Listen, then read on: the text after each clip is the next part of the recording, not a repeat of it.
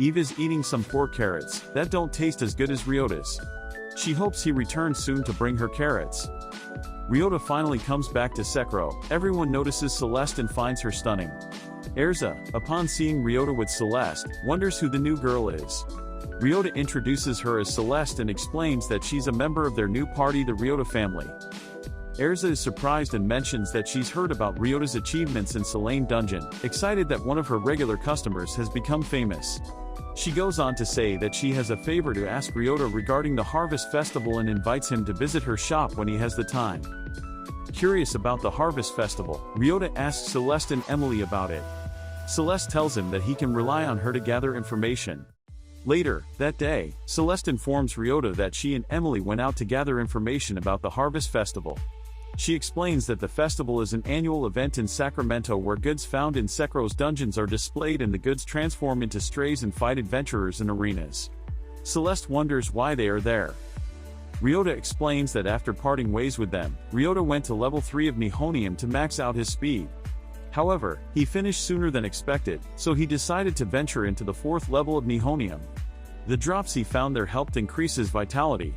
He placed the extra seeds he discovered in a box, which made Celeste concerned that it might spawn strays.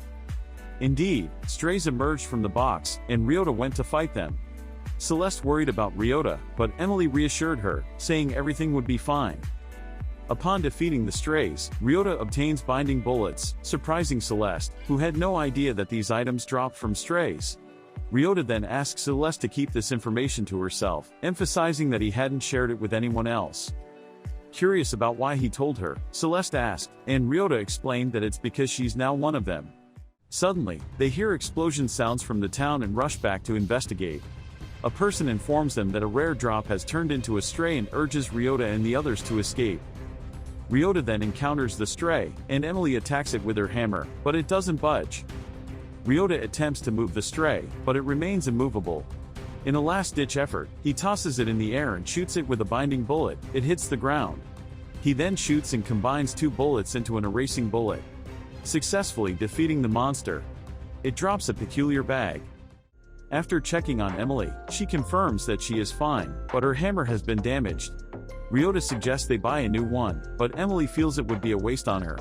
While trying to straighten the hammer, it breaks. Later that night, Eve learns that Ryota has defeated the stray and is back in the city. The next day, a weapons dealer named Smith visits Ryota's party. Smith had heard about Emily's hammer breaking while fighting the stray. He wants to offer her a new one. He hopes to gain a reputation by providing Emily with a new hammer. Emily refuses it, but he offers to provide the hammer free of charge and asks for any specific requests Emily might have. Emily expressed her eagerness to do business with him. Furthermore, Ryota meets with the princess's guards on level 1 of Nihonium. He suggests they sell something other than airboxes, as those aren't selling well. One guard wonders what they could sell instead. Ryota humorously suggests selling the princess's panties, which excites the guard, but Ryota clarifies that it isn't a feasible idea. Instead, Ryota suggests they could sell rings instead, aligning with the princess's elegant image. He notices the princess being overrun by monsters and steps in to save her. Grateful, the princess thanks Ryota. The guard, wanting to express their gratitude to Ryota for saving the princess and providing the idea for the rings, offers him their first ring. Ryota tries to refuse, but the princess insists that she wants to give him her first ring, and he agrees. Emily is customizing her hammer with Smith, and Eve comes looking for Ryota. Emily informs her that Ryota went to Nihonium and planned to stop by Telulu before heading to the shop. Meanwhile, Ryota is on level 1 of Telulu, thankful for the bag he had acquired earlier. This special bag automatically collected and stored drops, which was helpful in concealing the seeds he had obtained. Eve searched for Ryota at Nihonium but couldn't find him. She checked other locations but could not find him as well. Ryota, on the other hand, is at the Swallow's Gratitude, selling bamboo shoots and wondering about the favor Erza wanted to ask him regarding the Harvest Festival.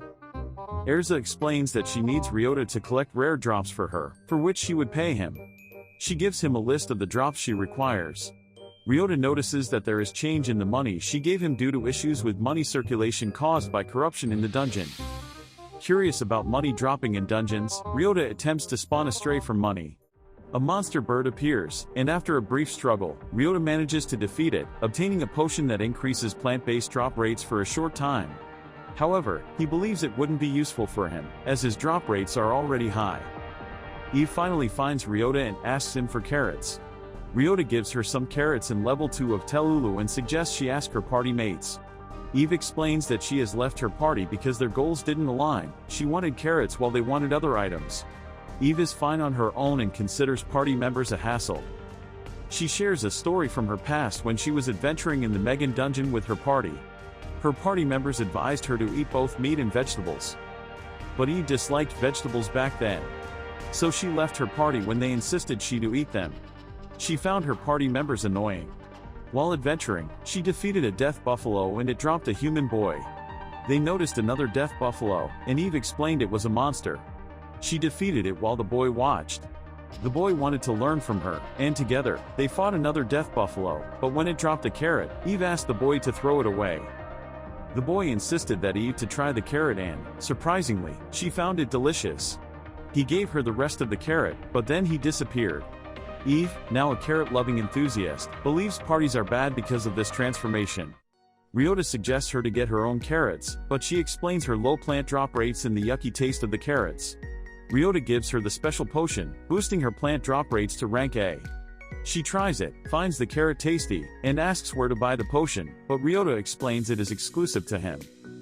Eve is desperate. She then asks to join Ryota's party despite her earlier aversion to party members. She grabs his legs, pleading to join, and he agrees. Later, Emily receives her new hammer and is happy to hear about Eve joining their party. But Celeste does not look happy about it. What are they going to achieve as a powerful party? And what monsters are waiting for them? Subscribe to the channel so as not to miss the next videos. Like the video, and check the other outstanding recaps which are sorted in the playlist section.